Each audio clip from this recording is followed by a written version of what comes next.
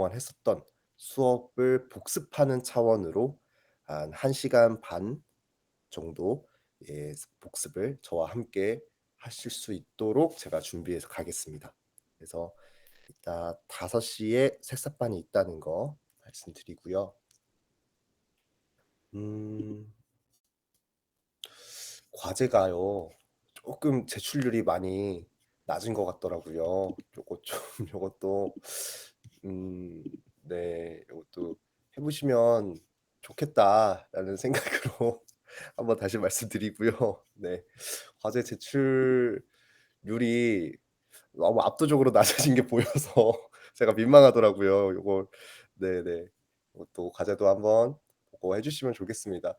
이게 제가 뭐 이전에 비해서는 그래도 꽤 간단한 과제들로 준비했다고 생각했는데 약간 요거 하실 여력이 팀 프로젝트 하시느라 여력이 없으신 건가 싶은 생각도 들고 쪼금 시간 내셔서 그래도 제가 준비한 거니까 살짝살짝이라도 좀 해 주시면 해서 제출해 주시면 감사하겠습니다.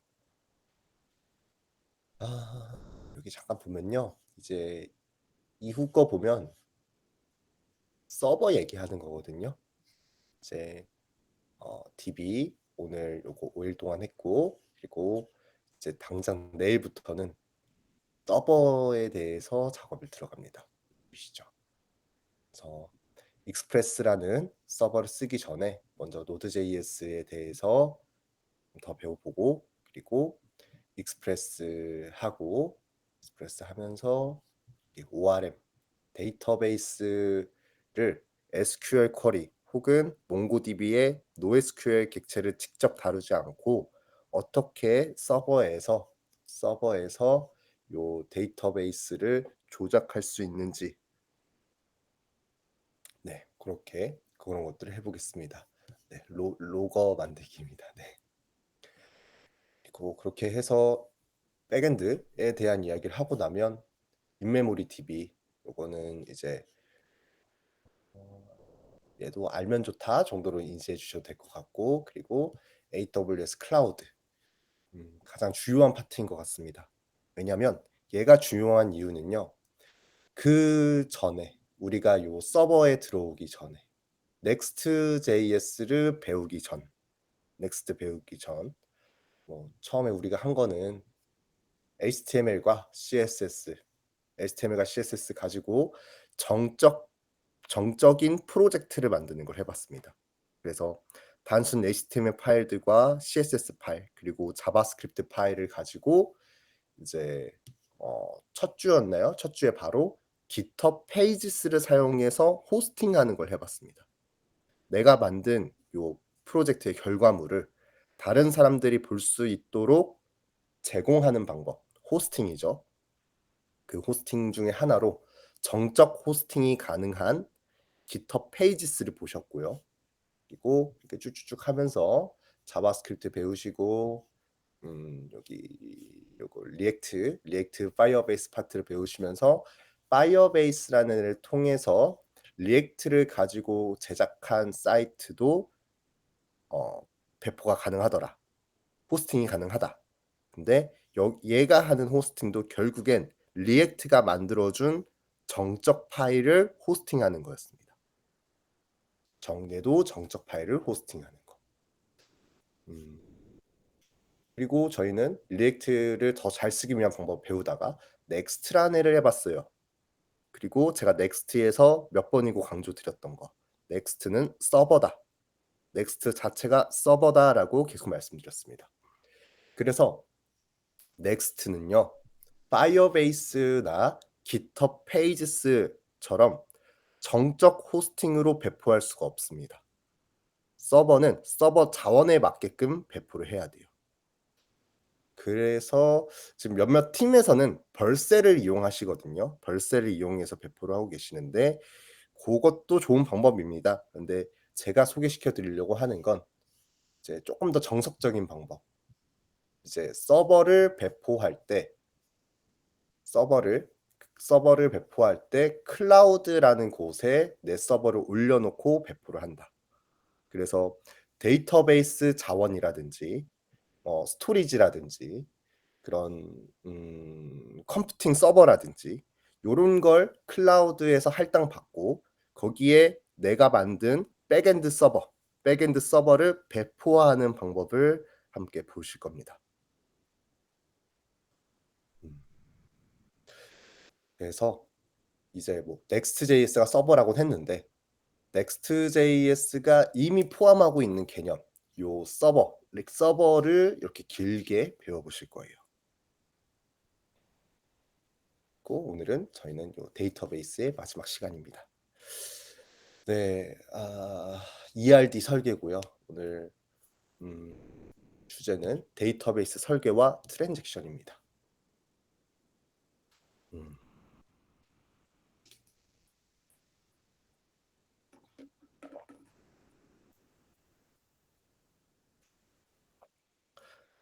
데이터베이스 설계 및 트랜잭션. 어제 저희 뭐 했냐면요.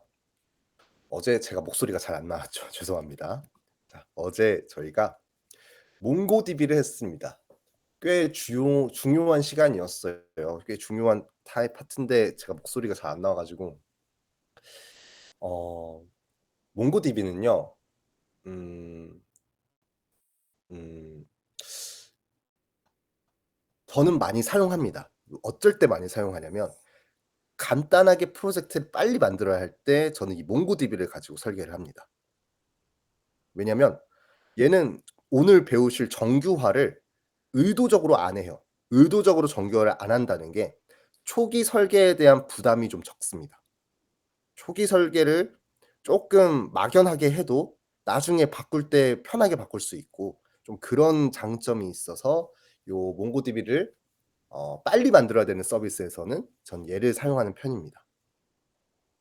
그리고 몽고DB 아틀라스가 환경이 너무 잘 구축되어 있다 보니까 그거 그냥 그대로 갖다 쓰면 무료로도 초기 정도에는 충분히 쓸 법하거든요. 그래서 저는 빨리 만들어야 되거나 일단 무료로 빨리 무언가를 해 보고 싶을 때는 요 몽고DB 아틀라스를 선택합니다.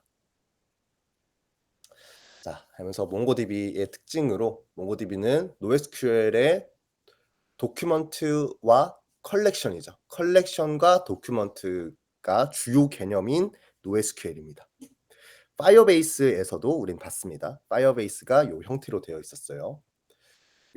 가장 큰 특징은 요 도큐먼트란 애가 결국엔 제이슨이더라. 제이슨 형태의 데이터를 데이터베이스에 바로 넣을 수 있다. 이게 가장 큰 장점이라고 볼 수 있죠.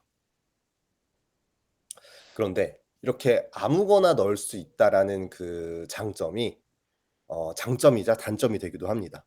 프로젝트 규 우리가 자바스크립트 말고 타입스크립트라는 거를 사용하는 이유가 딱 그거였죠.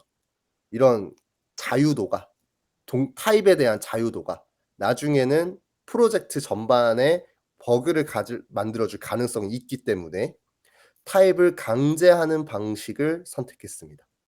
그것처럼 요 NoSQL은요. 요 유연한 스키마라는 특징이 장점이자 단점이 되기도 합니다. 네. 네, 몽고DB고요. 그래서 요런 좀 큰 그림을 한번 봤습니다.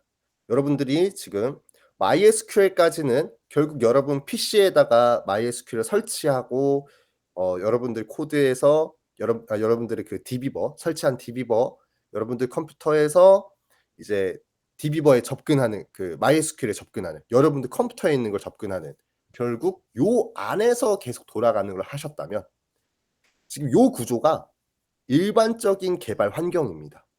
일반적인 개발 환경은 저기 어딘가에 DB가 있고요. 그 DB에 내가 붙어서 개발을 하게끔 되죠. 내 컴퓨터에서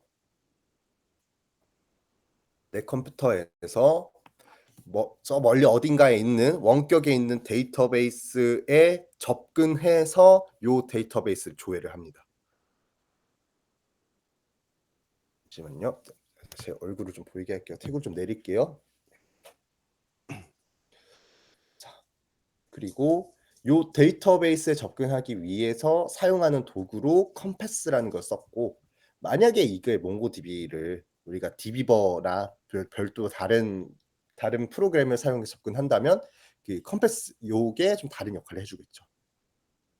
그리고 Node.js 이제 실제 우리 서버 코드가 우리가 만들 서버 코드가 데이터베이스에 접근한다. 요 안에 DB를 두는 게 아니라 원격의 어딘가에 데이터베이스가 있고 그 데이터베이스에 내 컴퓨터가 요청을 보내고 응답을 받는다. 요 구조입니다. 네. 그래서 어제 제가 그 몽고DB 아니 뭐 DB버를 잠깐 보여드리면서 얘 그 뭐 SQLite 뭐 이런 거 말씀드렸던 것 같아요. SQLite는요 보통 이렇게 중앙 집중형 DB가 아니라 이런 데에다가 이제 DB를 그냥 두고 쓰는 정도로 쓸 때 SQLite를 종종 사용을 합니다. 그래서 네 고런 게 좀 특징이 다르다. 데이터베이스의 특징이 다르다는 거고요. 어 서버도 마찬가지죠. 이제 그러니까 호스팅한 서버 내 코드를 나중에는 지금 이 다음 파트에 배우실 거 내 코드를 클라우드에다가 업데이트하고 클라우드에서 내 코드가 동작하게끔 합니다. 그럼 요 서버로 사용자들이 막 요청이 들어오겠죠, 바깥에서. 밖에서 사용자들이 요 클라우드 서버 쪽으로 요청이 들어오면 이 클라우드 서버는 데이터베이스에 접근을 합니다. 요런 식으로.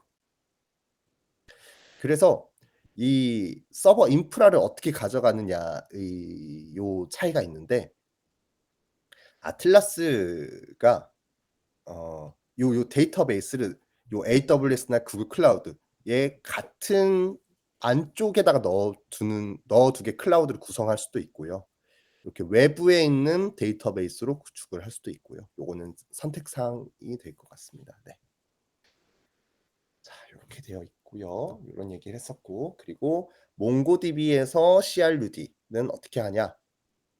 SQL문을 사용하지 않으니까 프로그래밍 언어로 요런 함수를 통해서 데이터에 대한 CRUD를 처리했습니다. 예, 오늘의 주제입니다. 데이터베이스 설계입니다. 지금 여러 팀들이 팀 프로젝트를 진행하면서 이 데이터베이스 설계를 진행 중인 팀들이 있을 겁니다. 그러니까 아직 못 들어가신 팀들도 있어요. 그런데 일단 오늘 수업 들으시면서 내가 우리 팀에서 진행했던 데이터베이스 설계가 올바른지 혹은 우리 팀이 선택한 데이터베이스 스펙에 적절하게 우리가 지금 설계를 했는지 확인을 해 보시면 좋겠습니다. 그리고 예 네. 일단 크게는 요 두 개를 나눠 볼 수 있겠습니다. 관계형 데이터베이스와 NoSQL 진영. 네. 그래서 이 관계형 데이터베이스는 고정 스키마, NoSQL은 유연한 스키마. 요 차이는 계속 설명드렸고 우리가 한 이틀에 거쳐서 MySQL도 설치해 보고 몽고DB도 설치해 보면서 각각이 사용하는 방법이 다르다라는 걸 보셨습니다. MySQL은 테이블을 만들 때 이 테이블의 모양이 어떻게 생겼는지를 미리 정해 놓습니다. 그게 고정 스키마라는 뜻이고요. 몽고DB는 그런 거 없죠. 그냥 컬렉션 만들어 놓고 그 안에 어떤 형태의 도큐먼트든 들어갈 수가 있었습니다. 그게 유연한 스키마라는 뜻입니다. RDB는 테이블 행 열 구조고요. 몽고DB는 컬렉션과 도큐먼트 구조입니다. MySQL에서 그 주요하게 관심을 갖고 그 테이블을 설계하는 건요. 요겁니다. 관계. 테이블과 테이블 간의 관계를 어떻게 해석할 것인가. 이에 따라서 테이블과 테이블 사이에 1대1 관계, 1대 n 관계, n 대1 관계 요런 걸 생각하다가 n 대 m 관계가 나오면 다대다 관계가 나오면 그건 잘못된 설계다라고 말씀드렸습니다. 그래서 고런 관계 이 테이블과 엔티티와 엔티티 간의 관계를 중심으로 설계를 해야 되는 게 요 관계형 데이터베이스입니다. 반면에 요 NoSQL은요. 어 애초에 성능을 따질 거면 NoSQL을 쓰는 게 아닙니다. 애초에 성능을 따질 거면 얘를 쓰시는 게 맞고요. NoSQL은 쪼끔 더 쉽고 간편하게 개발하는 거에 좀 더 초점을 맞췄다고 보시면 될 것 같아요. 그래서 애초에 파이어베이스가 선택한 게 NoSQL이었습니다. 파이어베이스는요 조인이 안 됩니다 일단. 일단 조인 쿼리가 안 돼요. 조인 쿼리가 안 된다는 말은 MySQL처럼 설계해 놓고 데이터베이스를 구축해 놓고 사용하시면 얘는 사용하시는 데 큰 어려움이 있으실 거예요 조인이 안 되기 때문에. 이 NoSQL은요 뭐 요런 말을 써도 될지 모르겠지만 그냥 다 갖다 넣으면 됩니다. 그냥 다 갖다 넣는 식으로 설계를 합니다. 그 안쪽에다가. 뭐 관계형 데이터베이스 뭐 뒤에서 정규화 얘기를 할 건데요. 이렇게 막 짜잘하게 쪼개면서 설계하는 게 아니라요. 유저의 주소 필요해? 유저에다가 주소 속성 넣고 유저의 뭐 이미지 프로필 막 이런 거 필요해? 그러면 유저 안에다가 이미지 프로필이라는 속성 넣어 놓고 여러 개를 가질 수 있으면 그 안을 그 어레이로 만들어 놓으면 되죠. 고런 식으로 합니다 얘는. 그래서 NoSQL은 쪼금 더 데이터 중심이라고 볼 수가 있겠습니다. RDB를 설계할 때는 관계를 굉장히 주의해서 설계를 해야 되고요. 테이블과 테이블 간의 관계에 초점을 맞춰서 설계해야 된다. NoSQL은 데이터를 쉽게 CRUD 할 수 있는 거에 초점을 맞추셔야 됩니다. 음. RDB처럼 막 여러 테이블에 쪼개서 넣어 놨다가 조회할 때도 조인해서 조회하고 요런 형태로 설계를 하지 않아야 합니다 NoSQL을 할 때는. 애초에 조인이 잘 안 되기 때문에. 자 그리고 또 다른 특징으론 관계형 데이터베이스에서는요. 데이터 무결성을 강조합니다. 그래서 이 고정 스키마라는 뜻과도 유사합니다. 스키마가 정해져 있고 테이블과 테이블 간의 관계를 외래키로 강제를 한다는 거. 그리고 각 테이블에 각 컬럼 행열, 컬럼에 들어갈 도메인, 타입을 지정해 놓는다든지 여러 가지 제약 조건을 만들어 놔서 처음에 만들어 놓은 그 설계에 맞게끔 데이터를 반드시 입력해야 되게끔 강제합니다 RDB는. NoSQL은 그에 비해서 스케일링이나 유연성이 좋죠. 좋은 편이죠. 네. 여기서 수평 확장이 용이하다는 뜻은요. 몽고DB 요거 똑같은 거를 그냥 똑같이 만들어서 쓰면 된다. 뭐 고런 식으로 받아들이시면 되겠습니다. 네. 자. 설계에서 가장 큰 차이는 방금 말씀드린 것처럼 RDB는 요런 행과 열 그리고 관계를 가지는 표와 표 간의 관계에 초점을 맞추고 설계해야 된다는 점. 그리고 내가 처음에 설계하는 거 요 사전 정의한 스키마가 웬만하면 바뀔 일이 없도록 치밀하게 설계를 하시는 게 좋습니다. 왜냐하면 RDB에서 뭔가 요 테이블 내용을 수정하고 요 안에 있던 내용을 이제 밖으로 빼려고 하고 그걸 나중에 하게 되면요. 마이그레이션이라는 과정을 거쳐야 되는데 고게 쉬운 작업이 아니에요. 고거 하실 때 이제 데이터베이스를 마이그레이션 하는 고 과정을 거치셔야 되는데 그게 어렵습니다. 쉽지가 않으실 겁니다. 그래서 RDB는 사전 정의된 스키마가 중요하다. 미리 내가 만들려고 하는 프로덕트에 여러 엔티티들의 관계를 미리 스키마로 짜 놓고 어 음 설계를 합니다. 네. 그래서 데이터 일관성 위에 엄격한 스키마를 설계를 한다. 반면에 NoSQL은요. 스키마리스 스키마가 없다는 뜻이죠. 애초에 도큐먼트가 제이슨 형태로 어떤 필드를 가지든 그 컬렉션에 데이터가 들어가기 때문에 스키마리스 그리고 동적 스키마라고도 부르는데 문서 삽입 시 자동 적용된다. 유연하다. 그리고 뭐 비정형 데이터 처리 용이하다. 요런 특징이 있습니다. 그래서 아무튼 여기서 중요한 건 테이블은 미리 그 엔티티 간의 관계를 엄격하게 설계를 해 놓고 진행하는 게 중요하다. 그리고 엔티티와 엔티티와의 관계를 만들기 위해서 1대 다관계, 다대 1관계, n대 m 관계 요런 거를 고려하면서 만들어 나가야 된다.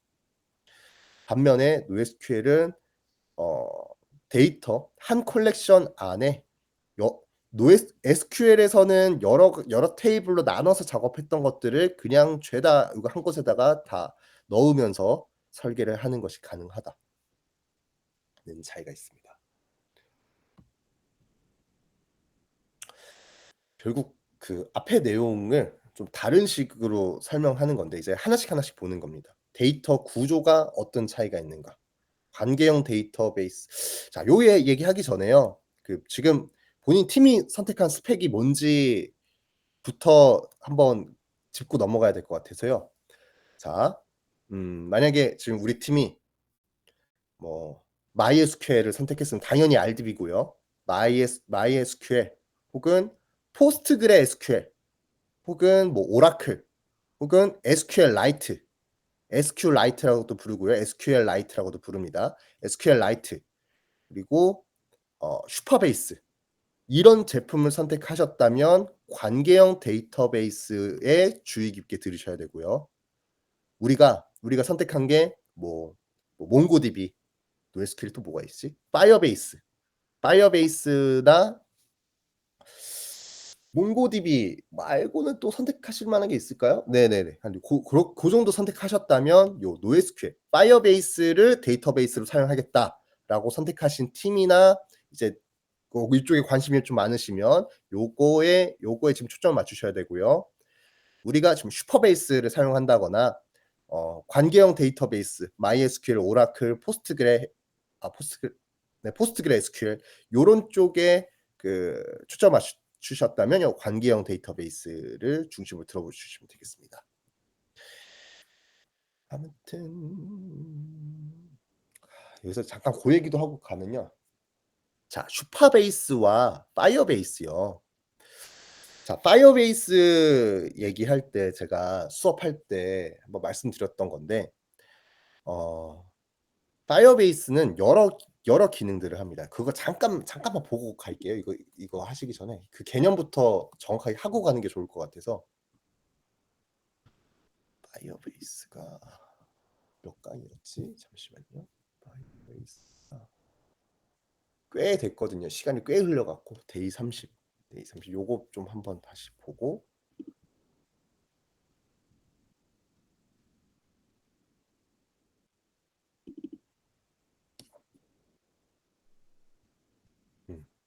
이거요. 이거 한 번만 좀 복습해 볼게요. 이게 파이어베이스 설명하면서 제가 보여드렸던 장표였는데 요거를 한번 다 같이 복습하고 가는 게 나을 것 같아서 현재 슬롯 자세. 네. 파이어베이스를 설명하기 위해서 백엔드 애저 서비스라는 개념을 소개해 드렸습니다. 그러면서 이제 우리가 지금 배우고 있는 파트도 이때 제가 한번 소개를 드린 거예요. 보시면 이제 클라이언트와 서버 이게 웹의 핵심이죠. 웹의 핵심은 결국 클라이언트와 서버가 있고 클라이언트가 서버에게 요청을 보내면 서버가 그거에 대한 응답을 준다. 이게 웹의 전부라고 말씀드렸습니다. 웹의 핵심입니다. 이게 웹의 핵심인데 예하기 이 클라이언트에 요청을 보냈을 때 서버가 응답을 주는 이걸 만들기 위해서 데이터베이스도 있고 클라이언트는 이걸로 만들고 서버는 얘로 만들고 DB는 이런 걸 선택할 수 있다라고 소개해 드린 겁니다. 그래서 뭐 여기서 보면은 클라이언트는 리액트랑 넥스트.js 이런 애도 하고 서버는 익스프레스.js라고 써져 있지만 우린 이제 배웠으니까 알죠. 넥스트.js가 요 서버의 역할도 같이 할 수 있습니다. 내가 그 클라이언트를 제작할 때 넥스트.js로 클라이언트 역할 하는 것까지만 다 하고 그리고 서버랑 통신하는 거는 이제 익스프레스.js랑 한다면 요 구조가 될 테고 아무튼 네 요게 이제 제가 그 제안해 드리는 요 수업 커리큘럼에서 제안하는 가장 포멀한 형태의 구조입니다. 그런데 여기서 보면은 결국 요 CRUD 로직을 개발하고 DB 모델 설계하고 여기서 화면을 개발하고 요게 메인적인 일인데 요게 메인으로 해야 될 일인데 서버에서 요 create, read, update, delete 하는 요 예를 들어 화면단에서 사용자를 회원가입한다라고 하면 여기서 회원가입하겠다는 요청을 보내면 서버가 그걸 받아서 유저 크리에이트 해 주고 유저 크리에이트 한 거를 이제 데이터베이스에다가 저장을 시키겠죠. 여기서 이제 뭐 만약에 내가 SQL을 선택했다면 insert into user values 어쩌고 저쩌고라는 형태의 SQL 쿼리를 날려서 처리해야 될 겁니다. 네. 네, 아무튼 네. 여기가 있고요. 이렇게 개발하는 거를 지금 요 수업 때 지금 다루고 있는 거고 파이어베이스와 슈퍼베이스는 여기까지 얘가 다 하는 겁니다.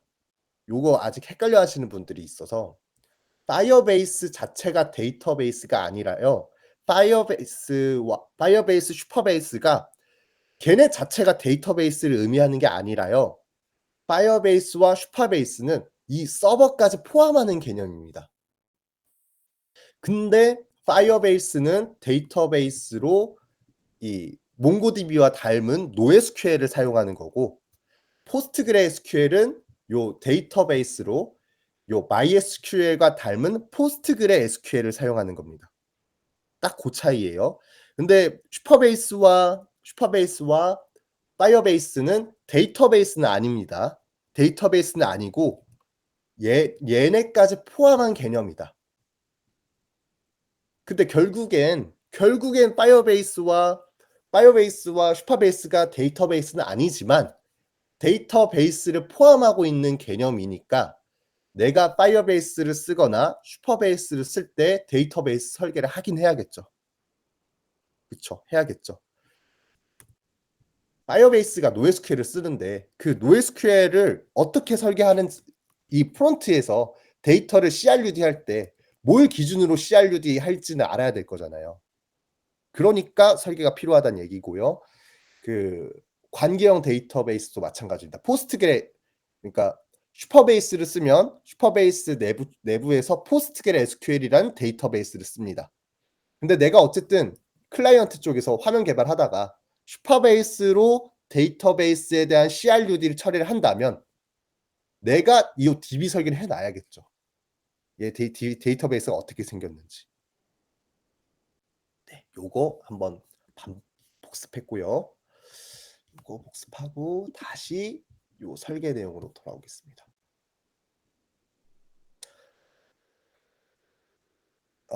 잠시만요. 상우님, 예약, 상점, 화상 상담 이런 복잡한 걸 쓰려면 슈퍼베이스 추천한다라는 건 어떤 특성 때문에 그런 건가요? 관계형 데이터베이스라서 만들 때 복잡하지만 오류가 덜 나서인가요?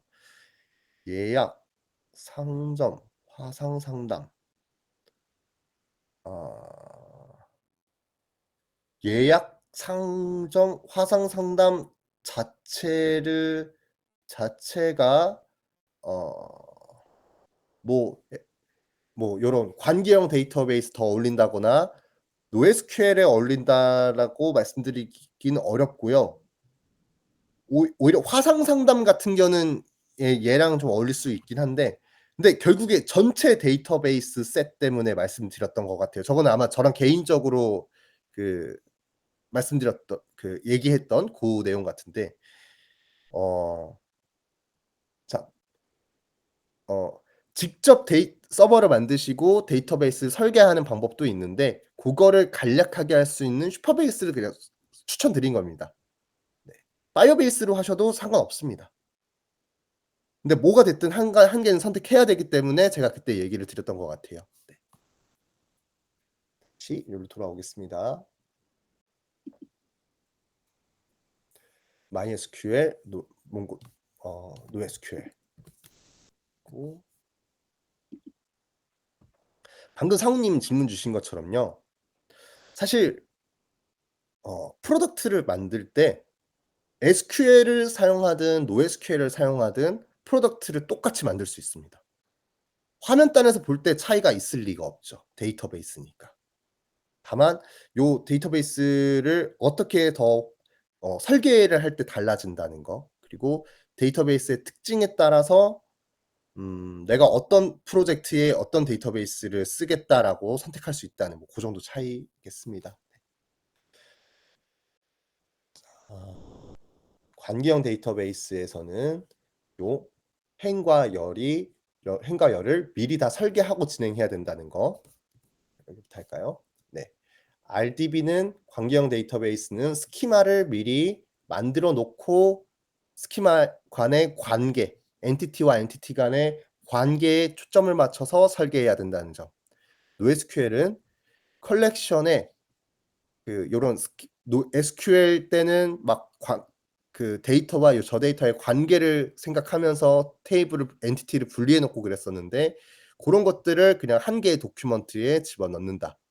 요런 차이가 있다는 거 설명드렸고요. 음 네. 사용자 문서는 뭐 요런 식으로 이런 배열 값도 들어가게끔 할 수가 있습니다. 네. 문서별 필드가 다릅니다. 자 관계를 표현하는 건데요. 근데 제가 앞에서는 이제 음 "NoSQL에다가 다 넣을 수 있다."라고 말씀드렸어요. 근데 사실 그러면요, 컬렉션은 왜 필요하겠습니까? 그 한 개 컬렉션에다가 모든 데이터 다 넣으면 되지. 유저도 넣고 주문도 넣고 쇼핑 이 장바구니도 다 넣어 놓고. 그렇게 할 수도 있지만 안 하죠. 한 개 컬렉션에다가 모든 정보를 다 넣는 그런 이상한 설계는 하지 않습니다.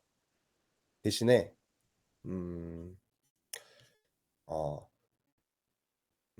기준이 모호합니다. 요거는 스스로 좀 결정을 해 주셔야 됩니다. 가급적 뭐 뭐 파생되는 개념들은 그걸 다 만들지는 않더라도 적어도 뭐 유저, 프로덕트, 오더라고 하면 주문, 유저, 프로덕트, 오더, 뭐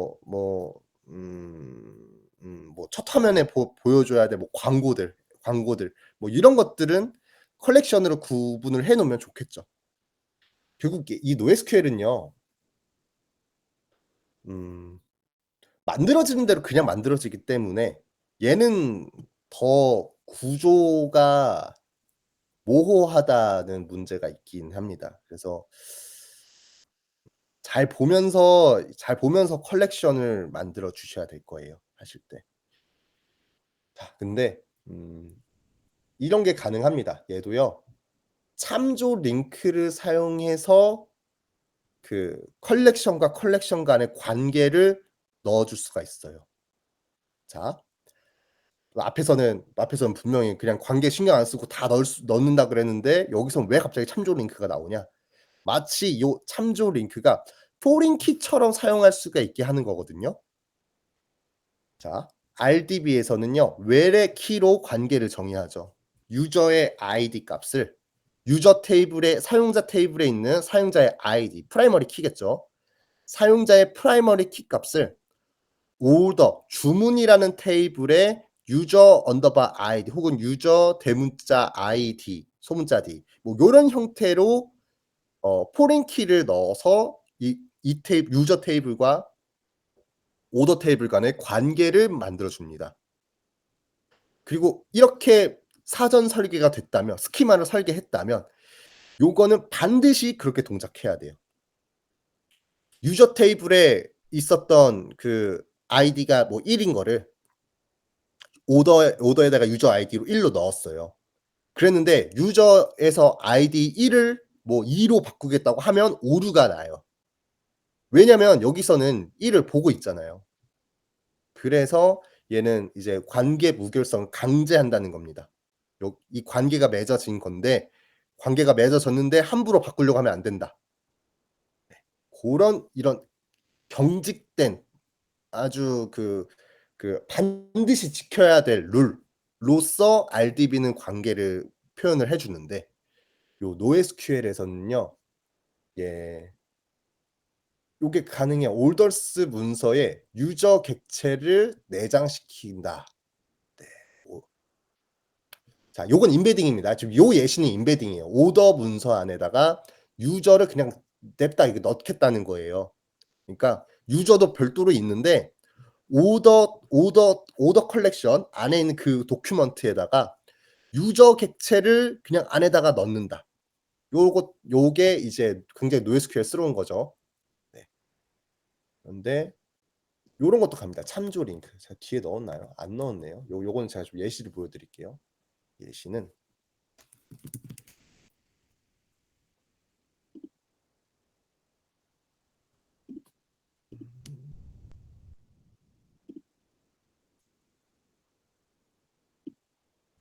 예시는 요 이즈디그리입니다. 제가 보여 드릴게.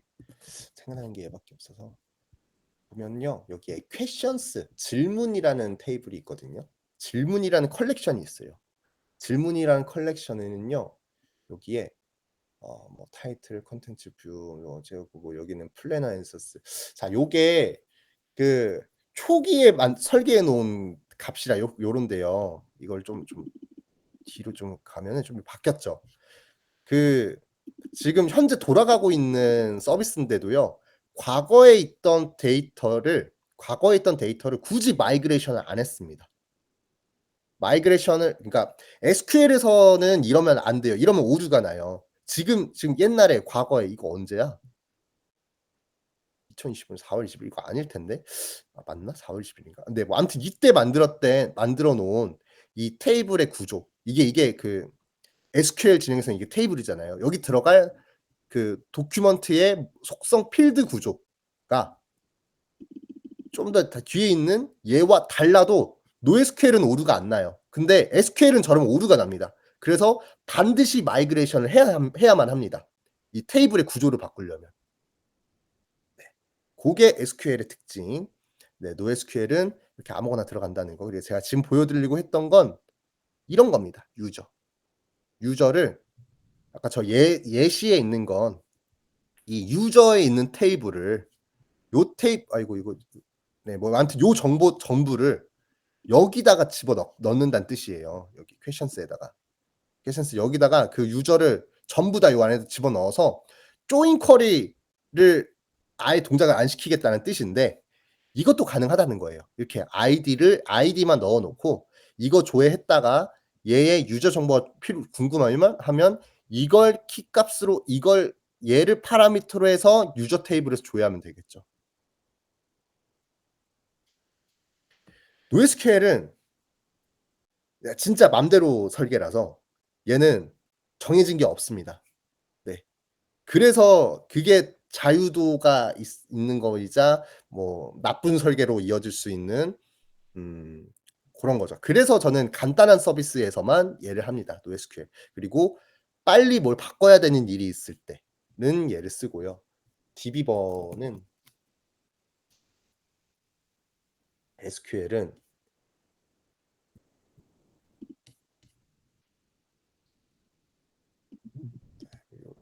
요거 잠깐만 보여 드릴게요.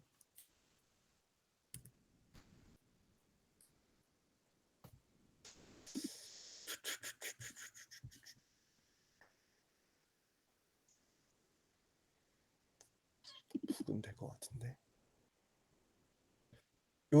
요 테이블에 들어갈 정보들이 반드시 지정되어 있는 겁니다. 이걸 바꿀 생각을 웬만하면 잘 안 해요. 테이블에 컬럼을 뭐 추가하려면 추가하는데 얘를 바꾸려고 하지는 않습니다, 일반적으로. 네. 그래서 RDB로 설계했을 때는 이 값들이 바뀌지 않는다는 가정하에 내 설계가 가급적 완벽하게 동작한다는 가정하에 요런 식으로 설계를 해 주는 겁니다.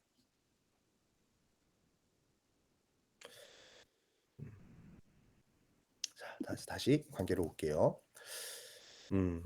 아무튼 여기 예제에 있는 것처럼요. NoSQL에서 유저에 있는 정보를 전부 다 오더에다가 넣는 것도 방법이고요. 제가 좀 전에 보여드린 것처럼 유저의 아이디 값만 오더의 필드로 넣어주는 것도 방법입니다. 음.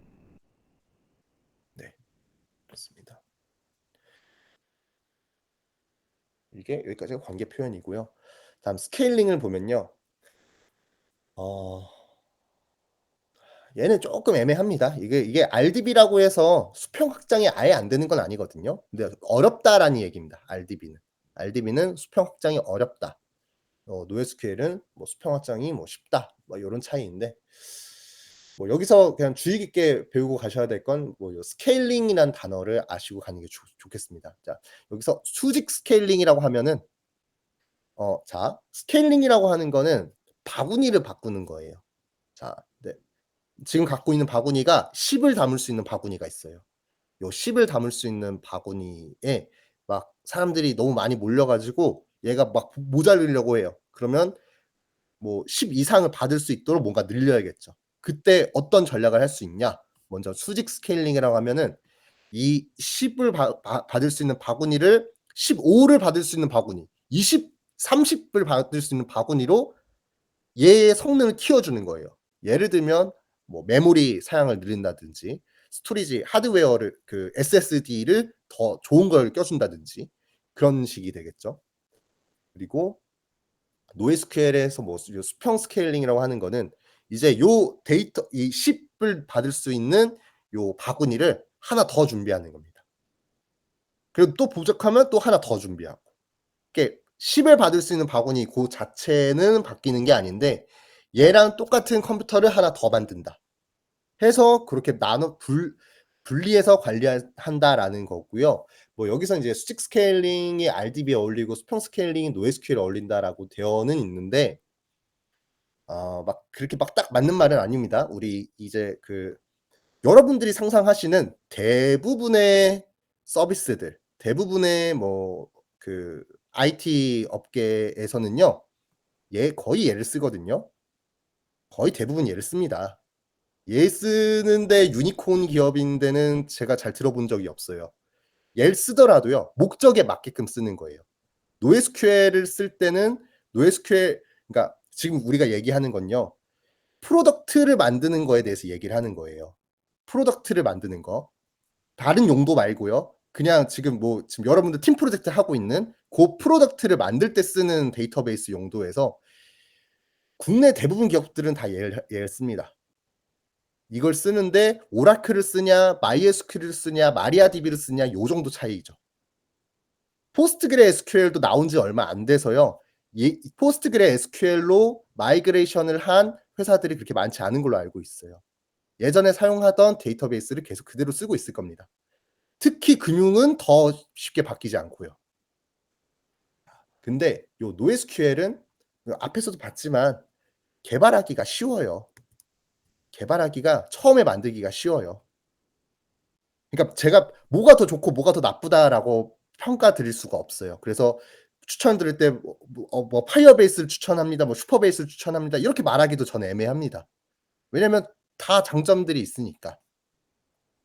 그런데 일단 뭐 현상은 그렇습니다. 그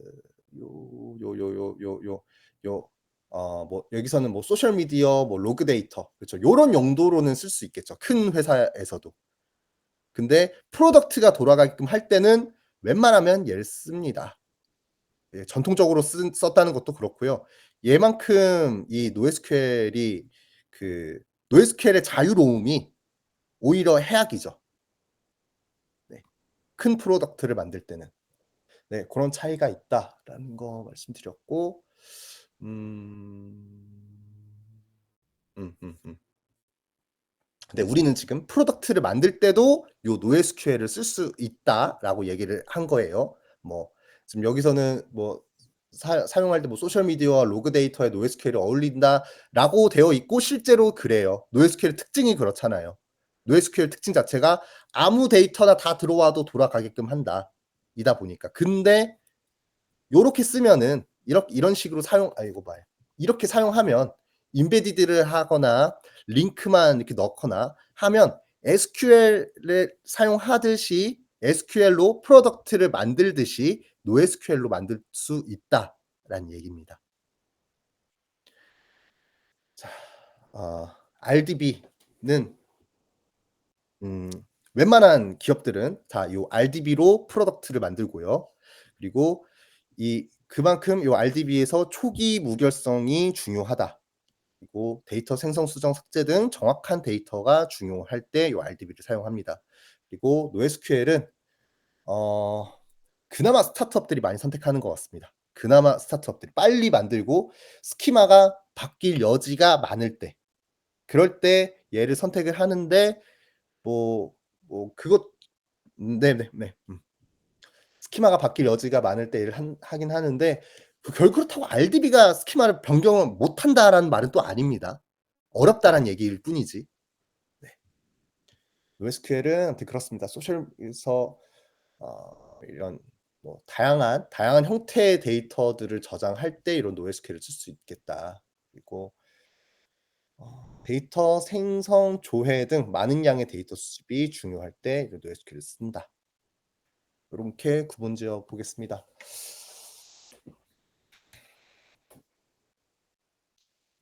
큰 그림으로는요. 자, RDB, MySQL 지금 우리 팀 프로젝트 할 때 많은 팀들이 요걸 선택하다 보니까 슈퍼베이스를 선택했다면 요런 특징이 있는 겁니다. 스키마 고정이 오고 외래키를 쓰고 스케일링 수직 네. 그리고 NoSQL은 스키마가 유연하다는 점. 그리고 관계를 설정할 때 외래키처럼 참조해서 설정하는 것도 가능하고, 아니면 그냥 고 데이터가 생성될 때 냅다 임베딩 시키는 것도 방법입니다. 얘는 그만큼 너무 자유로운 게 특징입니다.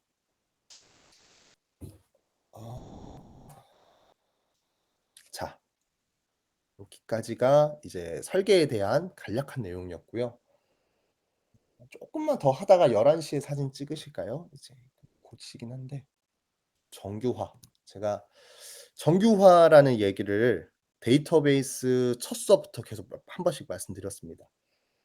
데이터베이스 설계할 때 요 정규화가 너무 중요한 요소고요. 근데 또 우리는 이 정규화를 막 자세히 배우지는 않을 거예요. 왜냐면 정규화 얘를 또 자세히 배우면요, 얘는 진짜 한도 끝도 없습니다. 그 데이터베이스 잘 설계하는 건 중요하죠. 데이터베이스 잘 설계하는 건 중요하고, 사실 요 정규화 기법이 뭐가 있는지 보시는 것보다 잘 설계된 데이터베이스 테이블이 어떻게 생겼냐를 보시는 게 더 중요해요. 그리고 음 이미 여러분들은 그 몇 번 보셨습니다. 저희 배달의 민족 ERD라든지 다른 형태의 ERD들. 그러니까 이미 그 연습들을 이미 몇 번 하셨어요. 유저가 있고 유저와 프로덕트가 있다. 유저와 프로덕트를 관계에 맺을 때 어떻게 해야 되지? 네. 그런 것들, 그런 고민들. 자, 일단 사진 한번 찍으시고요. 11시 10 분에 뵙겠습니다. 네, 여러분 사진 찍겠습니다. 하나, 둘, 셋. 네, 완료했습니다. 네. 11시 10 분에 뵙겠습니다.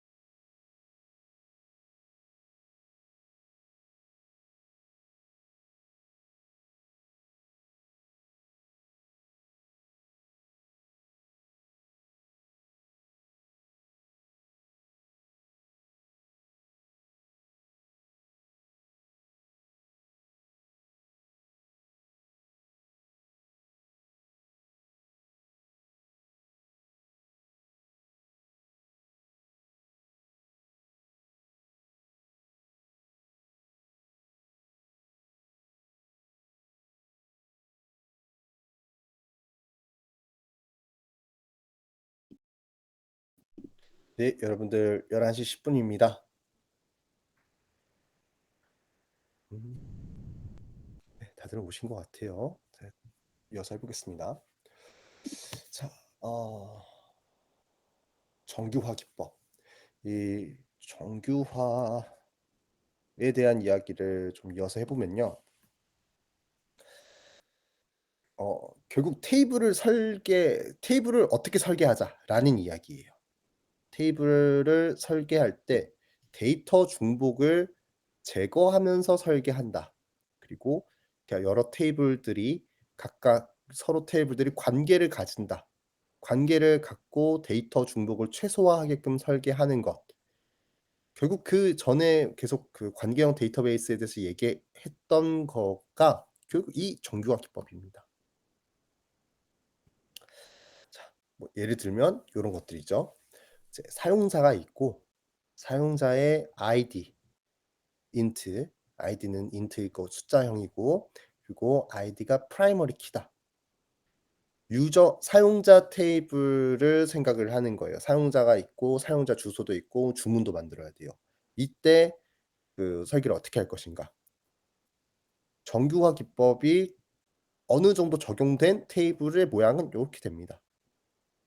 이게 안 되면요. 정규화 기법을 쓰지 않았다라고 하는 건요. 바로 뒤에 NoSQL에서 모양을 보여드릴게요.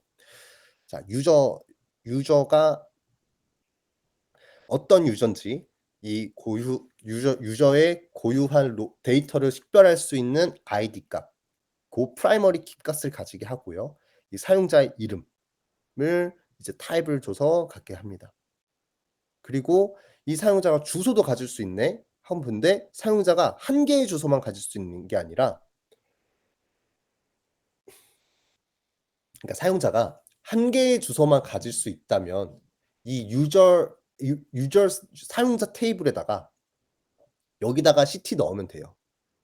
여기다가 CT 넣으면은 사용자 한 명이 네임과 CT를 가지는구나라고 보실 수 있는데 지금 어드레스 이렇게 테이블을 나눈 이유는요. 어드레스는 사용자에 대해서 1대 다관계를 갖겠다라고 생각하니까 이렇게 구분했다는 거예요. 이거 이해되시잖아요. 지금 이 말을 정규화 기법이라는 건요. 어려운 말로 이렇게 막 해준 겁니다. 말해 준 거예요. 지금 방금 제가 말로 말 풀어서 설명드린 게요. 지금 요 1NF, 2NF, 3NF에서 네, 얘네들이 하는 일이 지금 방금 설명드린 요 일입니다. 1대 다관계가 될 것 같이 보이면은 얘를 어드레스 테이블로 나누고 얘가 이 유저 테이블의 아이디 값을 갖고 있다. 그리고 이 어드레스에 굳이 유저의 네임을 적어 놓지 않았어요. 사용자 네임은 여기 테이블에 있으니까 유저 테이블에 네임이 있으니까 어드레스 테이블에서는 굳이 사용자의 요 프라이머리 키가 아닌 필드, 네임 필드를 이 안에 넣지 않았습니다. 네. 요게 곧 정규화입니다. 이게 정규화예요. 자, 요렇게 해서 테이블을 나눈다는 게 곧 정규화고요. 그리고 또 이쪽 오더도 보면요. 사용자가 주소를 여러 개 갖고 이 사용자가 어떤 특정 주소로 주문을 할 거잖아요. 그러면 오더는 이 유저의 아이디도 가져야 되고 요 어드레스의 아이디도 가져야 하는데 왜 여기 표현을 안 해 놨을까요? 네네네. 요건 좀 자료가 좀 잘못됐습니다. 죄송합니다. 오더도 이 어드레스의 아이디를 갖고 있어야 될 겁니다. 이거 지금 바로 고칠까요? 죄송해요. 졸면서 만들었더니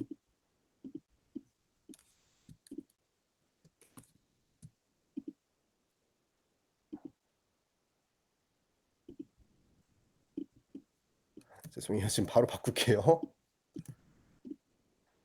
어드레스 아이디.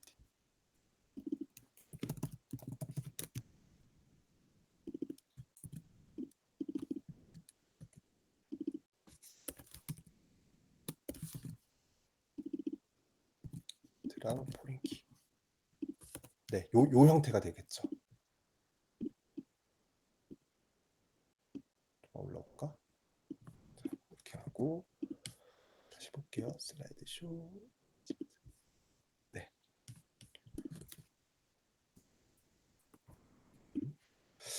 자, 다시 해볼게요. 유저는 여러 개의 주소를 갖는다. 그러니까 어드레스 테이블에 유저의 아이디를 가지고 갈 거예요. 유저 아이디란 이름으로 얘를 가져온 거예요. 유저 테이블에 있는 아이디. 유저 아이디를 가져오고 이 어드레스에서만 표현할 컬럼들을 여기 쭉쭉 넣는 거죠. 지금 제가 시티밖에 안 넣었는데 실제로 뭐 만들면 다양한 게 있겠죠. 뭐 우편번호 주소라든지 뭐 상세 주소라든지 뭐 시군구 뭐 그거라든지 배송할 때 요청 사항이라든지 고런 정보들이 어드레스 테이블에 들어갈 겁니다. 그리고 사용자는 어드레스 여러 개 가질 수 있고 이제 주문이라는 애는 사용자의 아이디도 포함시키고 어드레스의 아이디도 이렇게 포함시켜야 됩니다. 그래서 요 주문이 지금 이 사용자가 만든 뭐 서울로 가는 건지 수원으로 가는 건지 부산으로 가는 건지 고 주소에 대한 키 값을 얘가 갖게 한다는 거예요. 근데 만약에 요런 포린 키로 안 하면요. 그냥 유저에 있는 정보 오더에다가 오더 유저 네임이라고 넣을 수 있겠죠.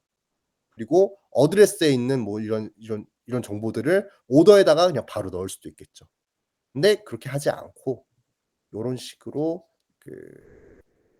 포린 해줄 수 있다. 죄송합니다. 이전 게 맞네요. 죄송해요. 제가 생각을 잘못했습니다. 죄송해요. 이거 포린 키를 넣는 게 오히려 잘못됐습니다. 이거 포린 키를 넣는 게 아니에요. 제가 졸면서 만든 게 아니군요. 죄송합니다. 요게 맞아요. 그쵸. 이게 맞죠. 죄송합니다. 다시 한 번만 다시 해볼게요. 네.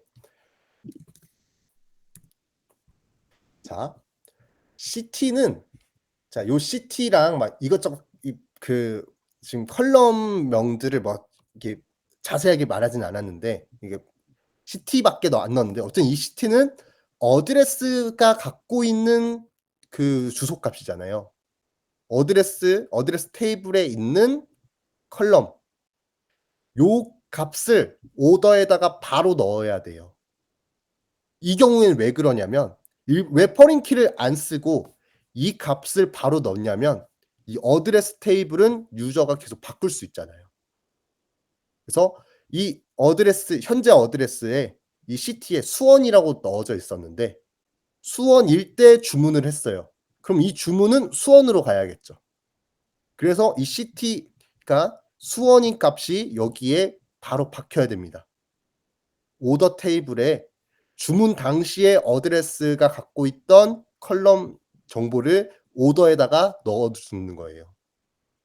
근데 주문한 이후에 사용자가 이거 수원 아니고 부산이네 하고 바꿨어요. 자기의 어드레스를 바꿨어요. 사용자의 어드레스를 바꿨어요. 사용자의 어드레스를 부산으로 바꾸면 이 오더에 이 CT가 바뀌면 될까요? 안 될까요? 안 되겠죠. 안 되겠죠. 그래서 요럴 때는 일반적으로 정규화라고 하는 거는 데이터 중복을 최소화하기 위해서 여기다가 이 CT를 뺀다고 생각할 수도 있어요. 이거 CT라고 안 넣고 여기다가 어드레스에 아이디를 넣는다라고 볼 수 있을 텐데 지금 요거 같은 경우에는 내가 원하는 대로 구성이 안 되죠. 내가 원하는 목적이 달성이 안 돼요.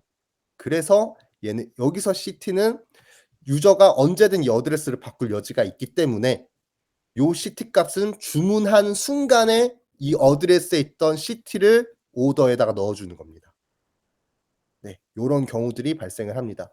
요 포린 키는 그래서 요 SQL에서 설계를 할 때 뭐를 포린 키로 잡고 뭐는 그 당시에 주문했을 때 데이터를 넣어야 되고 이거에 대해서 고민할 때는요.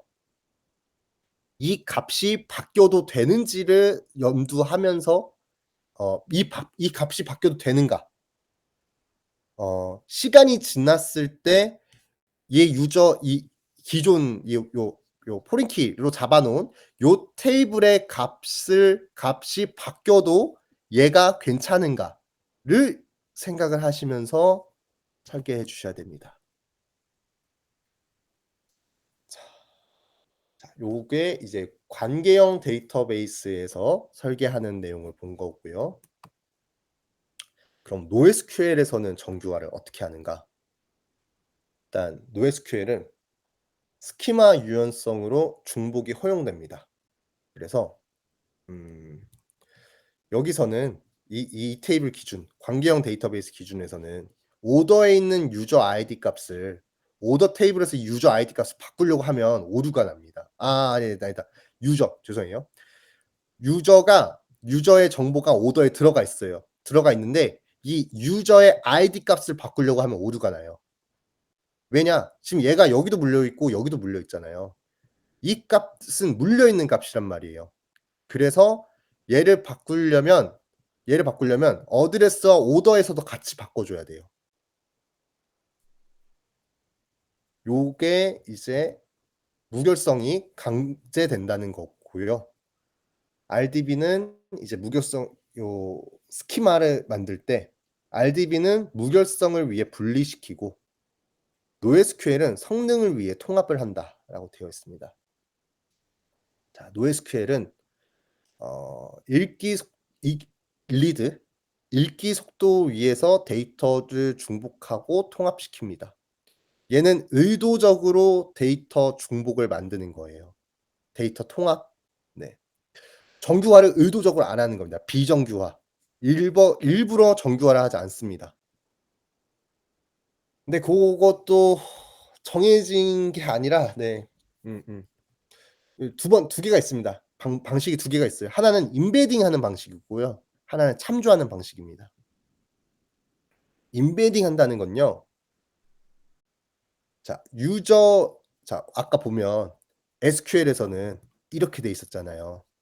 유저 테이블 따로, 어드레스 테이블 따로. 그래서 얘가 1대 다 관계니까 유저의 아이디를 어드레스가 포린키로 물어놓고 얘가 어드레스가 여러 개 생길 수 있다 라고 본 건데 이거를 그냥 유저에다가 갖다 넣은 겁니다. 유저에다가 지금 뭐 제이슨을 넣었다 돼 있는데 얘를 배열로 넣으면 되겠죠. 배열로 넣으면은 아까 것과 완전히 동일한 형태가 됩니다. 네. 이렇게 해서 사실 데이터 중복이 발생하는 거죠. 요 유저 안쪽에 네임구도 있고 어드레스도 있고 하니까 어드레스가 여러 개를 가질 수도 있고 그리고 요 참조 아이디라는 거는 SQL에서 봤던 요 포린키처럼 요 포린키를 넣은 것처럼 요 포린키를 넣는 것처럼 오더가 요 아이디를 갖게끔 하는 거예요. 사용자의 아이디, 유저의 아이디 값을 이 오더가 갖고 있게끔 한다. 근데 이렇게 안 하고 이 주문 당시에 있던 유저 정보 그대로 넣어서 개발할 수도 있겠죠. 임베딩 형태로. 요거는 이제 봐서 내 프로젝트가 이렇게 가도 괜찮다면 내 프로젝트가 그러니까 또 결국엔 그거예요. 오더에다가 유저를 주문한 순간 요 정보를 그대로 여기다 넣으면요. 발생할 수 있는 문제는 시간이 지나서 막 유저가 이름을 바꿨어요. 이름을 바꿨는데 여기에 그대로 내장 임베드 그대로 그냥 임베딩 시켰다면 임베딩 시킨 그 값은 바뀌지 않겠죠. 네. 시간이 흘러서 네임을 앨리스가 아니라 딴 걸로 바꿔놨는데 이거를 그대로 임베딩 시켜놨다면 유저의 그 정보를 그 예전에 앨리스였던 상태가 그대로 오더에 들어있을 거다. 요 얘기입니다. 그래서 지금 현재 상태에 대한 데이터 조회가 필요하다 싶으면 요 참조 링크를 쓰는 거고 현재 상태가 아니라 지금 있는 요 상태 그냥 그대로 넣어놓고 이 데이터가 발생 시점, 이 오더라는 데이터가 발생한 시점에 이 정보들을 그대로 마치 사진 찍듯이 스냅샷 찍듯이 저장시키고 싶다면 임베딩을 선택하시면 되겠습니다. 그리고 요거는요. 뭐 NoSQL이냐 SQL이냐 다 비슷합니다. 고민하셔야 될 지점들이 유사해요. 참조 링크로 처리할 거냐, 임베딩으로 처리할 거냐. 지금 얘는 그 특징이 자, 얘와 얘 관계에 대해서는 NoSQL은 굳이 어드레스 테이블을 나눌 필요가 있냐. 어드레스가 요 안쪽으로 넣을 수도 있는데 라는 얘기고요. 만약에 이 관계 인서트 할 때 얘를 임베딩 시킬 거냐 참조시킬 거냐에 대한 결정은 지금 요 정보를 최신 정보를 계속 유지시킬 거냐 아니면 이 오더 요 테이블의 정보가 생성될 때 그때 당시의 정보 값들을 이 오더가 기억하게 할 거냐. 그 차이로 설계를 다르게 해 주시면 되겠습니다. 요거에 대한 고민은 SQL도 똑같죠. SQL도 어드레스가 오더 데이터가 생성된 시점의 어드레스 정보를 알고 싶으니까 얘의 포렌 키를 넣는 게 아니라 얘의 컬럼들을 직접 여기다가 집어넣게끔 하겠죠. 네. 그래서 여러분들이 만들려고 하는 그 프로덕트가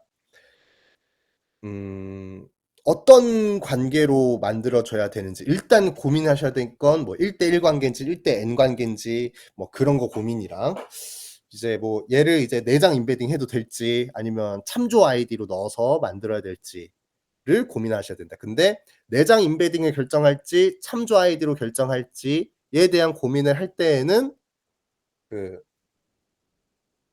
요 데이터의 최신 정보를 계속 유지시킬 거냐 아니면 사진 찍어 두듯이 이 데이터 발생 시점에 대한 정보를 기록해 놓을 거냐. 요 차이를 요거를 염두하셔서 설계를 하셔야겠습니다. 근데 NoSQL이요.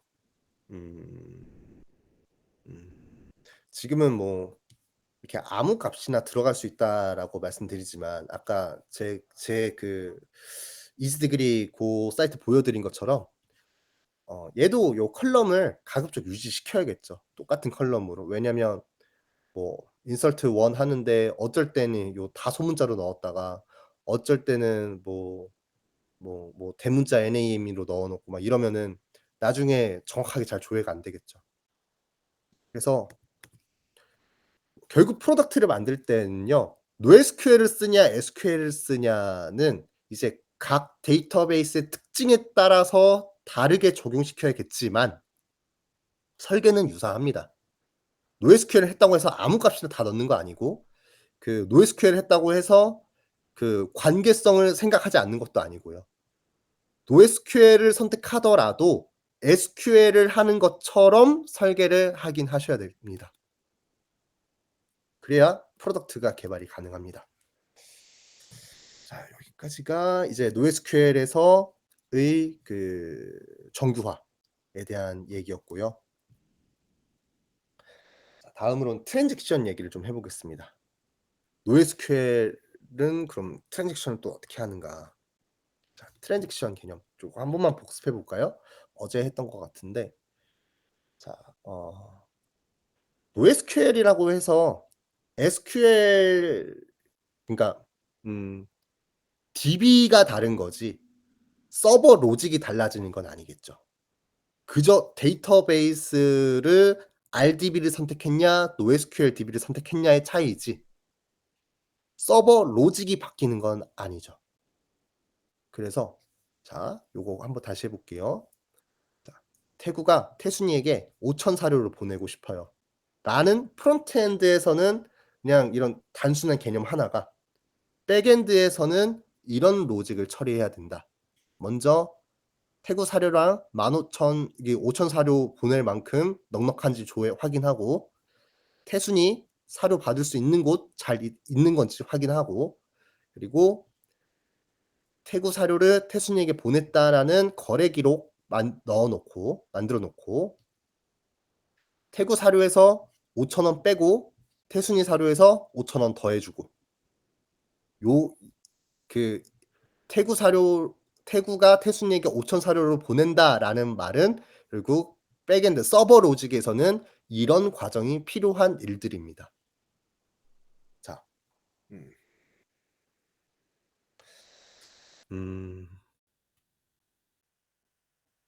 잠시만요. 아까 데이 30이었나? 요거 한 번만 다시 볼게요. 그래서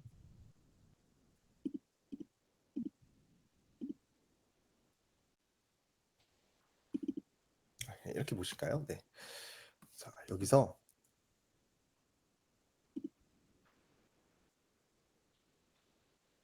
이체가 일어나는 거 아까 제가 말씀드렸잖아요. 서버 로직과 뭐 데이터베이스 막 이런 것들을 말씀드렸는데 우리가 배운 게 딱 한 가지 형태로 만드는 것들을 배우는 게 아니라 그러니까 웹 서비스를 제작할 때 한 가지 방식만 있으면 참 좋을 것 같아요. 왜냐면 그 방법만 우리가 배우면 되니까. 그런데 웹 서비스를 만드는 방법이 너무 다양합니다. 우리는 그 엄청나게 다양한 것 중에서 일부를 배운 건데도 여기서도 뭐가 좀 다양해요. 네. 그래서 고 차이를 제가 살짝 그 예시를 들어 볼게요. 자, 클라이언트 리액트 코드에서 태구가 태구가 태순이에게 5천 사료를 보낸다라고 하는 이 작업이 일어날 때 지금 만약에 내가 만들어 놓은 서비스의 형태가 클라이언트 리액트고 서버도 있고 그리고 이 서버가 붙고 있는 데이터베이스도 있다. 요거 세 개를 내가 다 만들어 놓고 쓴다라고 하면 요 흐름으로 가는 거예요. 태구가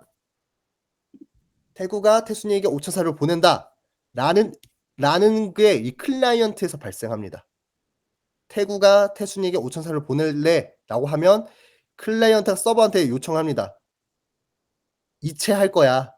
이제 API 네임으로 정해야겠죠. 이체할 거야. 나 지금 이체할 거야. 이체할 건데 태구가 태순이에게 5천 사료를 보낸다라는 정보가 담긴 정보를 서버한테 요청을 보낼 거예요. 그럼 서버는 누가 보내는 거야? 누가 보내는 거야? 누구한테 보내는 거야? 얼마 보내는 거야? 라는 파라미터를 처리해 줄 수 있는 API를 준비해 놨다가 요거 요청 오면 그거대로 누가 보내는 거야? 누구에게 보내는 거야? 얼마 보내는 거야?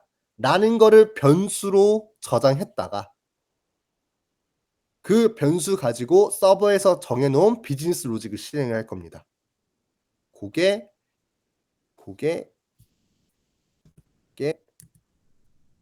요거죠. 이거 태구 누가 보낼 거야? 누가가 사료가 있는지 조회하고 누구한테 보낼 거야? 누구가 존재하는지 확인하고 보내는 사람, 받는 사람 거래 기록 만들어 놓고 보내는 사람 거에서 5,000원 차감, 받는 사람한테 5,000원 추가라는 로직을 여기서 한다는 거예요. 익스프레스 JS 서버에서 하고 서버가 방금 전에 보셨던 이런 거 작업할 때 이런 거 하나 요청할 때마다 데이터베이스에 들린다고요.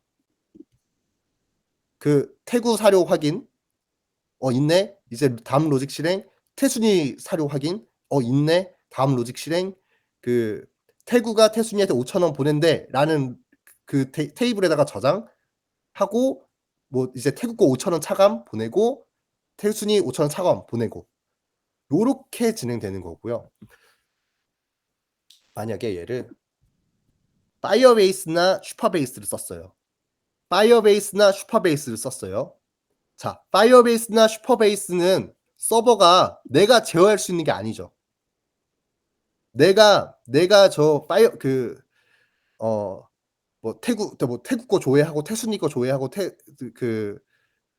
거래 기록에다 넣고 요건 할 수 있는데 아까 여기서 보신 것처럼 클라이언트가 서버한테 요청 보내고 서버에서 아까 보셨던 그 5개 로직 처리하고 그게 아니라 만약에 우리가 요 파이어베이스나 슈퍼베이스를 쓰셨다라고 한다면 여기서 그 로직을 다 구현해 주셔야겠죠.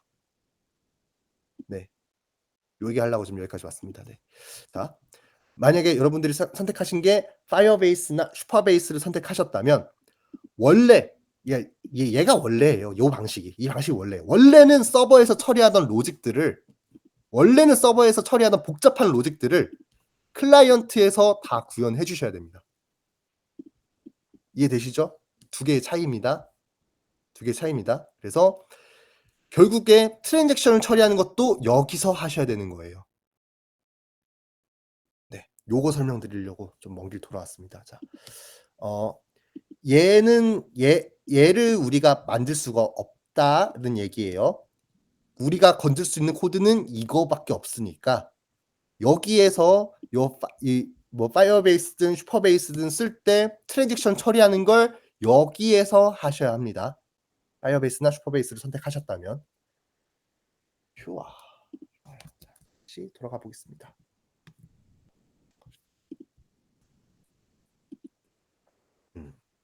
자, 아무튼 트랜잭션은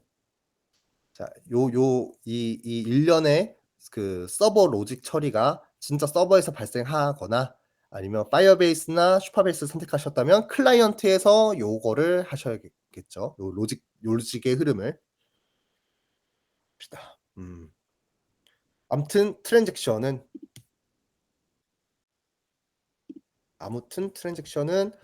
한 개의 작업 단위를 만들어 놓고 그 작업 단위에서 오류가 발생하면 아무 일도 없었다라고 롤백하는 거를 요 트랜잭션으로 묶는다는 의미입니다. 자, 방금 전에 설명은 그 서버 로직이 이제 프론트에서 있냐 서버에서 있냐라는 그거 설명드린 거고요.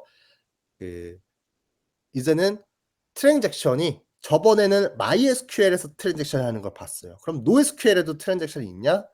예, 있습니다. 당연히 있어야겠죠. NoSQL에서도요 트랜잭션을 해야만 합니다. 그래서 트랜잭션이라는 거 하는 거는 하나 이상의 데이터베이스 작업을 단일 단위로 실행하는 거. 그래서 데이터 무결성을 보장하고 오류가 나면 롤백한다. 이거고 이제 뭐 제가 태구 태순이를 했지만 사실 요 은행 계좌에 대한 내용이랑 유사하겠습니다. 뭐 은행 계좌도 그렇고 뭐 결제가 발생하면 사용자한테 뭐 상품을 넣어 준다든지 주문이란 정보를 만들어 준다든지 하는 것과 전부 다 그 한 개로 묶어 줘야 되는 일들이 되겠습니다. 뭐 간단히 봤었는데 이제 뭐 HT 개념이라고 해서 이제 원자성, 일관성, 경리성, 지속성 뭐 요런 게 있다라는 거 알고 제가 진행하시면 될 것 같습니다. 뭐 원자성은 모든 작업 완료 또는 전부 롤백한다. 이게 한 개의 원자다라는 개념이고 일관성은 데이터베이스 상태가 항상 유효하다. 뭐 데이터베이스에 저장돼 있던 데이터들이 항상 정상적인 데이터들로 유지가 되고 있다. 경리성은 트랜잭션이 서로 간섭이 없게끔 해야 된다. 뭐 지속성은 커밋된 데이터가 영구히 저장된다. 네, 당연한 얘기들입니다. 트랜잭션. 그래서 몽고DB에서는 이 트랜잭션을 어떻게 하는가?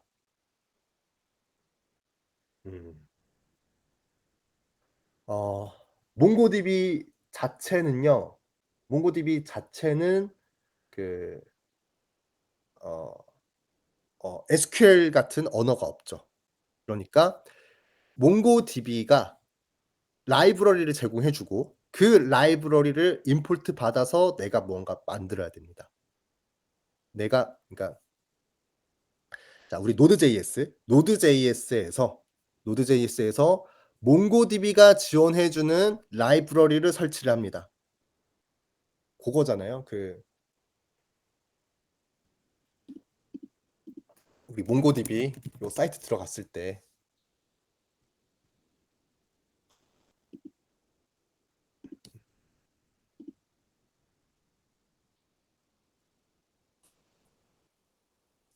몽고DB 요 사이트 들어가면 연결할 때 어떻게 연결할 거냐고 물어보잖아요.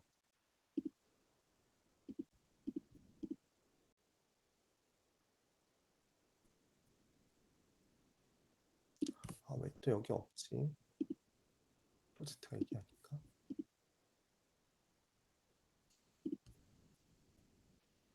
해서 만들고 나면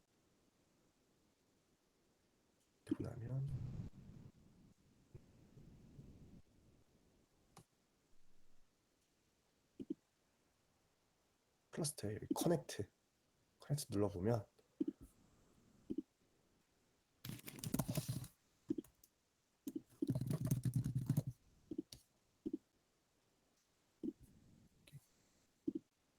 여기에 드라이버 있잖아요. 내가 자바스크립트 환경에서 요 노드.js 쓰는 서버 코드 환경에서 데이터베이스에 접근할 때 요 드라이버를 사용해서 접근하는 게 가능하죠. 고게 눌러보면 결국엔 얘 라이브러리 설치해서 쓰는 겁니다.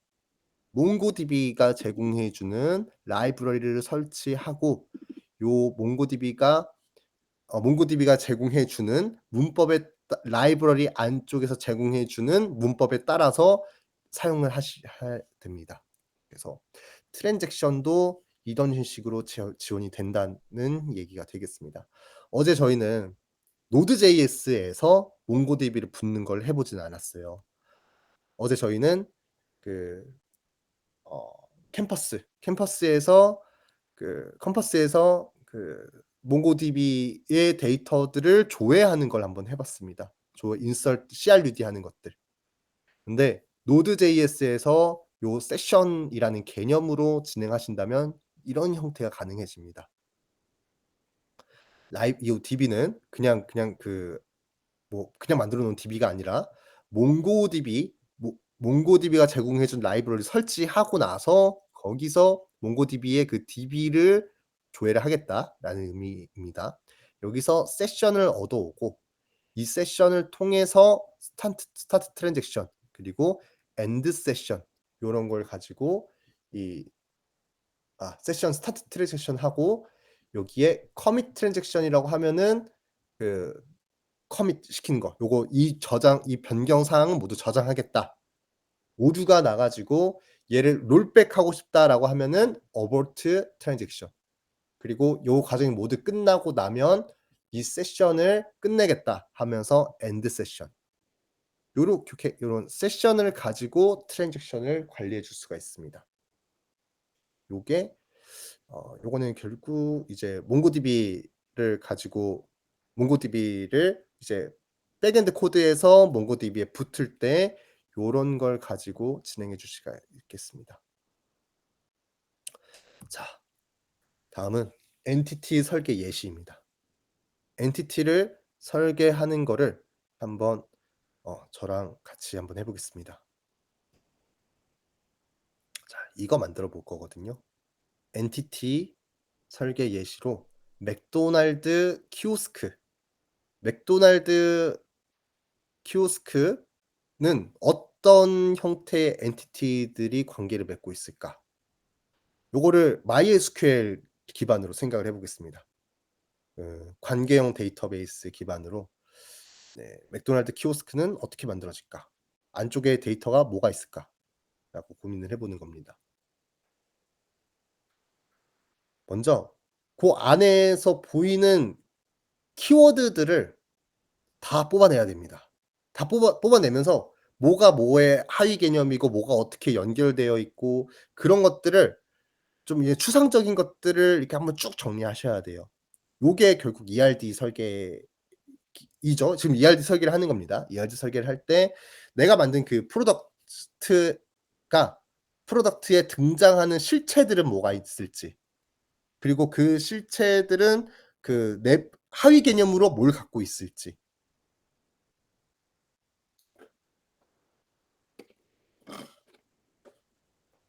그래서 보면은 막 이런 키워드들이 나옵니다.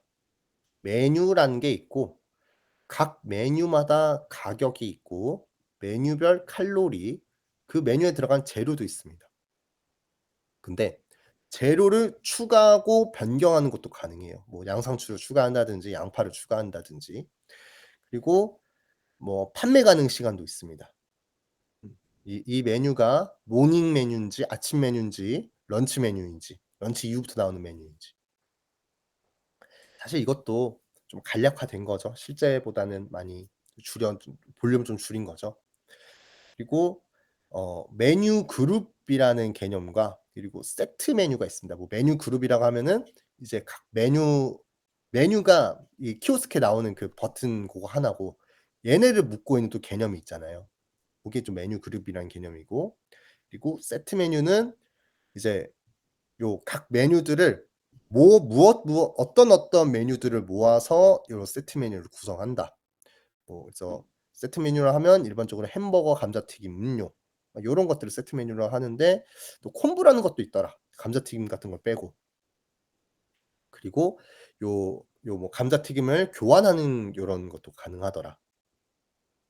이렇게까지만 보고, 자, 이 안에서 이제 뭐 키워드가 더 추가되면 또 더 생각을 해야겠죠. 근데 일단 처음 설계할 때 좀 간략하게 한 이 정도까지만이라고 해 놓고 설계를 하시는 게 차라리 나을 수도 있어요. 너무 복잡해지면은 그림이 잘 안 나옵니다, 엔티티 설계가. 나올 키워드들을 모두 뽑아내 보고요. 그다음에 키워드를 행위와 데이터로 나눈다. 이제 뭐 행위 엔티티와 실체 엔티티에 매핑한다라고 되어 있는데, 결국 그 어떤 개념들이 나오는지 보는 겁니다. 보면은 세트라는 개념도 있고, 메뉴라는 개념도 있고, 이제 재료라는 개념도 있어야겠어요. 재료가 있고, 그리고 이 메뉴 그룹이라는 게 있어서 요 메뉴들을 이렇게 묶고 있는 메뉴 그룹 개념. 요 세트는 메뉴와 뭐 여러 가지 메뉴들을 조합해서 요 세트가 된다. 재료는 요 메뉴가 어떤 재료들을 갖고 있는지를 표현해 줄 수 있어야 되겠죠. 그래서 앞에서 나왔던 이런 상세적인 설명들이 얘네들로 들어가는 겁니다. 그래서 세트에는 이제 이거 자체의 아이디와 이 세트의 이름과 판매 가능 시간 이런 것도 있고, 메뉴는 메뉴 아이디. 지금 보면은 다 각자 아이디를 프라이머리 키로 잡고 있다고 보는 거예요. 먼저 프라이머리 키를 다 갖고 있고, 그리고 이 메뉴의 특징들, 메뉴명, 메뉴 이미지, 메뉴 가격, 이 메뉴의 칼로리, 그리고 이 메뉴의 판매 가능 시간, 이런 것들을 이 메뉴라는 요 틀에다가 다 넣어준다. 메뉴 그룹은 메뉴 그룹명, 뭐 세트는 세트명, 판매 가능 시간, 이런 것들이 있겠습니다. 이렇게 해서 그 엔티티에 들어갈 속성들을 정의를 하는 겁니다. 근데 요러고 나면 이제 다대다 관계가 만들어질 겁니다. 반드시 만들어질 거예요. 요거가 없는 경우는 보통 없습니다. 엔티티 이런 설계를 하다 보면은. 다대다 관계가 만들어지는 경우들이 발생하고, 그렇다면 이 다대다 관계가 중요하다는 의미는 중간 개념의 엔티티가 필요하다는 뜻입니다. 그래서 요런 생각인 거예요. 세트와 메뉴가 있는데 자, 메뉴 그룹과 메뉴는 메뉴 그룹이 메뉴를 여러 개 포함하고 있으면 돼요. 이게 콜라 이게 음료라는 메뉴인지, 음료라는 메뉴 안에 콜라와 뭐 스프라이트와 뭐 그런 것들이 들어 있는 거고, 뭐 햄버거라는 메뉴 그룹에 이제 뭐 상하이랑 막 뭐 치킨 너겟 뭐 아니면 네, 아무튼 뭐 고런 것들이 들어 있으니까 메뉴 그룹과 메뉴는 반드시 1대 다 관계잖아요. 그런데 세트는 뭐 여러 세트마다 메뉴를 뭐 예를 들어서 콜라는 여러 세트에 들어가기도 하고요. 이 세트에는 여러 콜라가 막 여러 군데에 들어옵니다. 이러니까 얘와 얘는 다대다 관계가 되는 거예요. 그래서 하나의 세트는 여러 메뉴를 가질 수 있고, 메뉴 역시 여러 세트에 속할 수 있다. 하나의 메뉴는 여러 재료를 가질 수 있고, 재료 역시 여러 메뉴에 속할 수 있다. 지금 요 말이 결국 N 대 N 관계가 된다라는 생각이거든요. 그래서 요거를 이런 형태의 엔티티로 만들어 주고, 세트와 메뉴 중간의 개념인 세트 메뉴, 메뉴와 재료 중간 개념인 메뉴 재료. 뭔가 이름을 더 잘 지었으면 좋겠지만 일단 이렇게 나왔습니다. 이래 놓고 얘네들 간의 관계를 매핑을 해 주는 겁니다. 네. 네.